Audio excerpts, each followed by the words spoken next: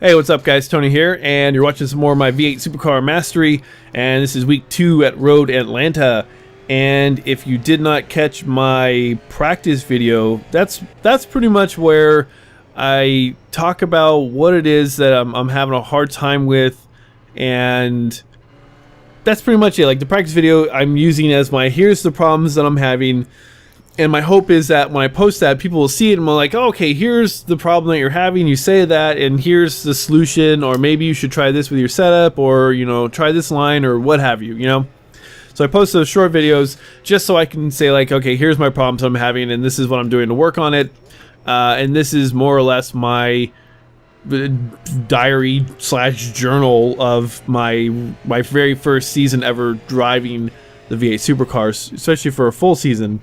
And so I'm trying to learn how to drive this car, and one aspect of driving the car is not only like learning the tracks, or I should say relearning the tracks, because as I've said in previous videos, it's like you have to relearn these tracks to drive this car. It just doesn't handle like anything else.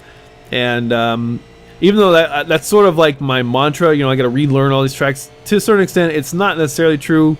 You know, because if you've been around iRacing long enough, you know that small things change from car to car. But you just have to relearn how to handle a car, especially if you're coming from something like GT3.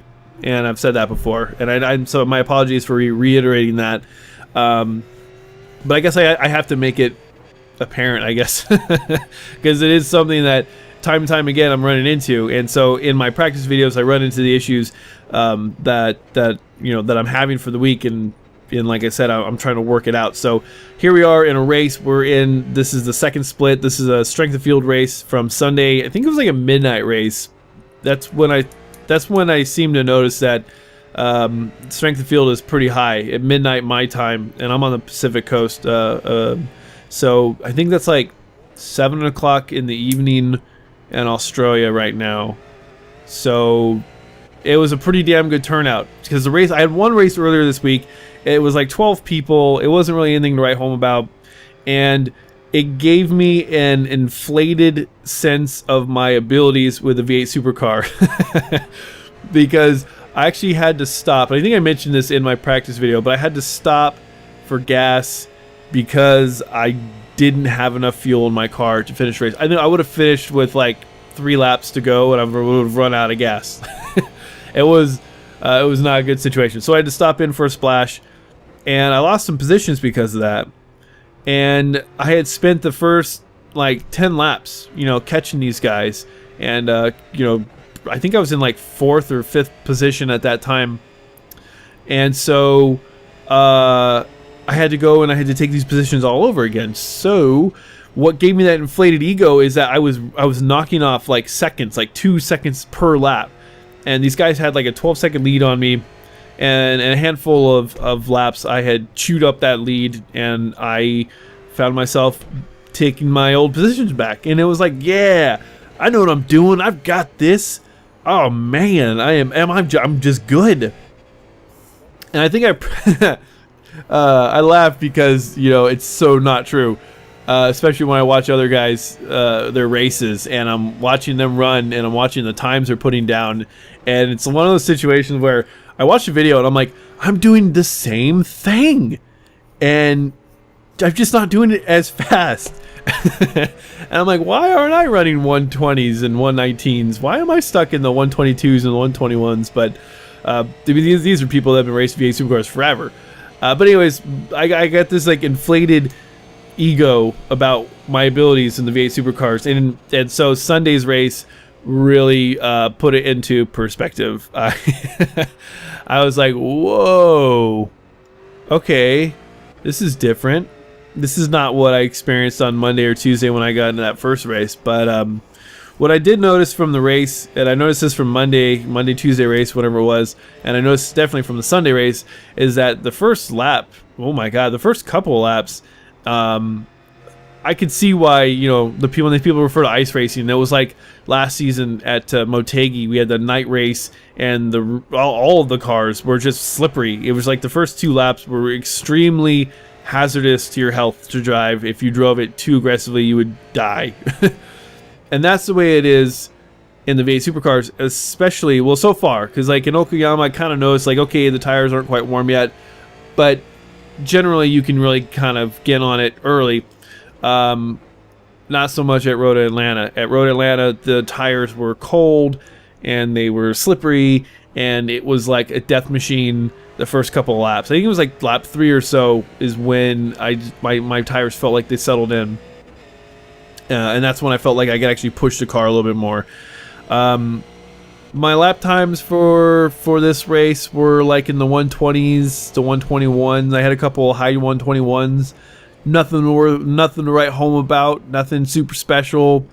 I did have some pretty tight racing for a while, and I think that more than anything else is one of the things that will constantly keep me coming back to the V8 supercars, is that the racing is very tight. It is very fun, and it's very challenging. And Road Atlanta is not necessarily an easy track to pass on. You got the one long straightaway, and that's pretty much it.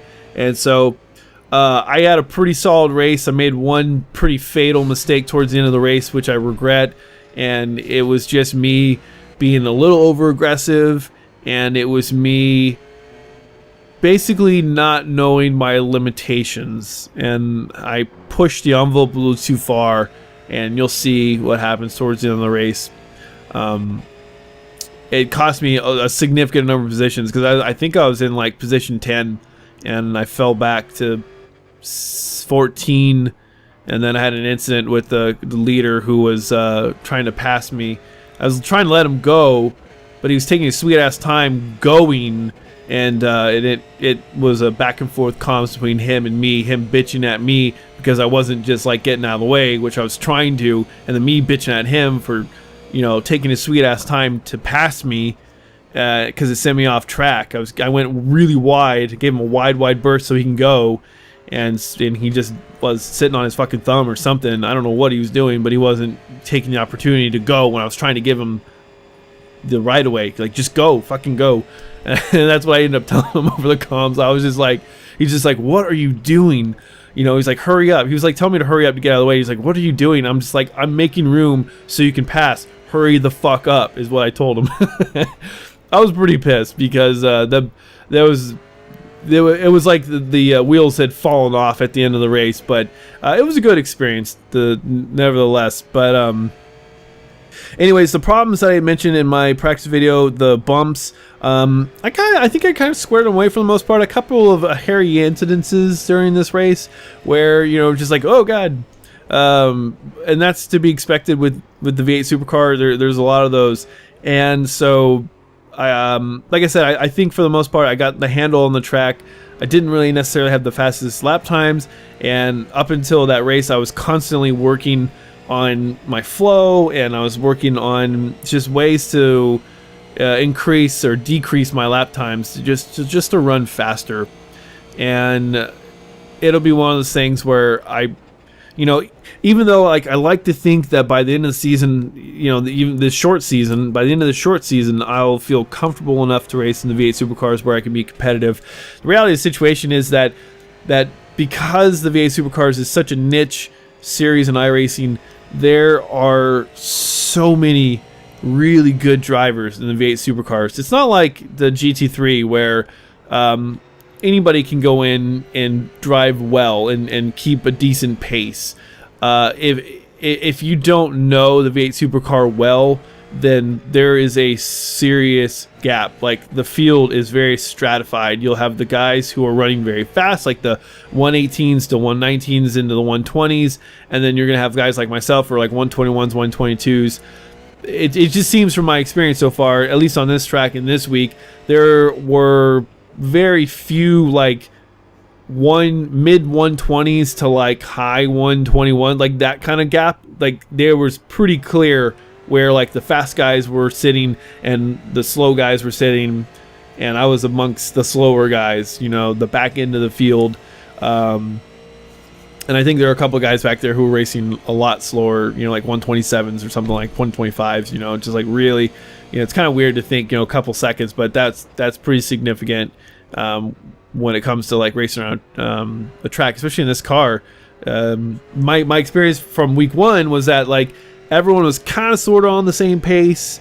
And then week 2 now, it's like, wow, okay, there's the big gap. And then again, it might be just because I was in the strength of field race. So anyways, I don't really have much to say about this race, like that I haven't already said. One of the things about this week that I really wish I could, go back and redo is that I just didn't have the time to race as much this week as I wanted. I only got 2 races in, like I mentioned. Last week I got 5 if you count the unofficial race, but 4 official races in, and it was a hell of a learning experience. And this week it was just 2 races. It was the race on Monday, Tuesday, and then the race on Sunday. So hopefully this week I'll be able to get in. I'd like to get in a race. I don't know if tomorrow, but Thursday and Friday. I definitely want to race Thursday, Friday, Sunday. And that's my plan, is actually get hopefully 3 races in this week. And hopefully in the next few days I'll post up my practice video for Watkins Glen. Right now I've been practicing on it. I'm running, my best is like a high 108. Usually I'm in the low 109s right now. And so I really don't know where the aliens are. From what I heard, like 106s and maybe 105s might be where the aliens run this week. But we'll see as the week unfolds.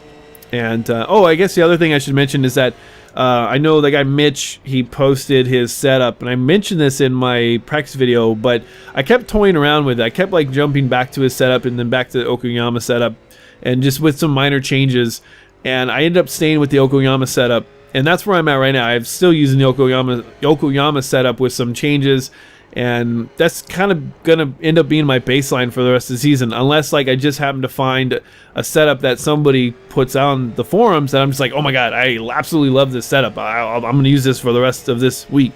And hopefully they come up with another great setup for next week. But right now, it's kind of been my go-to. It's sort of been my comfortable, like, sweater, my baby blanket, because I can drive it. Like, I feel very comfortable driving that setup. I know what it's like now after driving it for 2 weeks with just sort of slight modifications. It has this sort of a characteristic to it.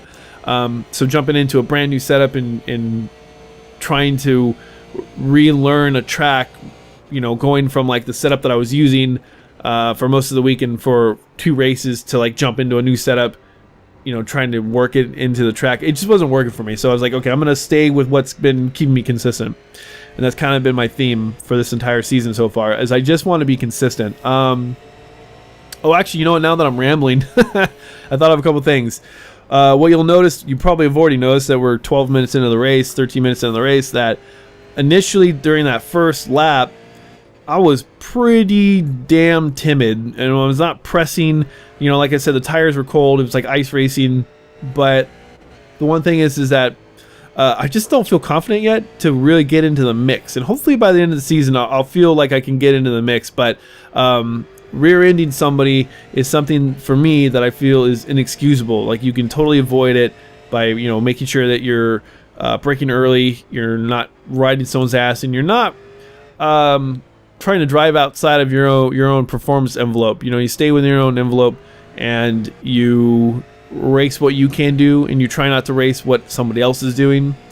And so that's why in the beginning of the race you saw me pretty much being pretty timid. I was trying to keep my space, and also the fact that being on the West Coast, connecting to an Australian server, my ping was, I don't even know what it was probably like in the 200s. So I was doing my best to not netcode somebody on accident and send them flying, because that's another one that I just feel bad about. But unfortunately, the case is like there's just so few people racing in the US and in Europe that the only servers you log in onto are going to be Australian servers, and that's just sort of the nature of the beast so far, since it is such a niche series in iRacing. So anyways, guys, I'm going to cut myself off here. I'm going to let the rest of the race go, and I hope you guys enjoy it, and I hope you find it exciting, and hopefully it is 60 frames. That's my goal, because I'd like to render these out in 60 frames. I just hope it doesn't take like 12 hours to render this setup that I have. So Anyways, as always, if you see anything in the race, and if you have some advice or some tips or whatever, feel free to put that in the comment section. I always look at that stuff and I take it very seriously because I really want to master this car. I really want to get it down. I really like to master it, and I really want to get better with the V8 supercar. So, anyways, guys, thanks for watching. Thanks for subscribing, and I shall talk to you guys later.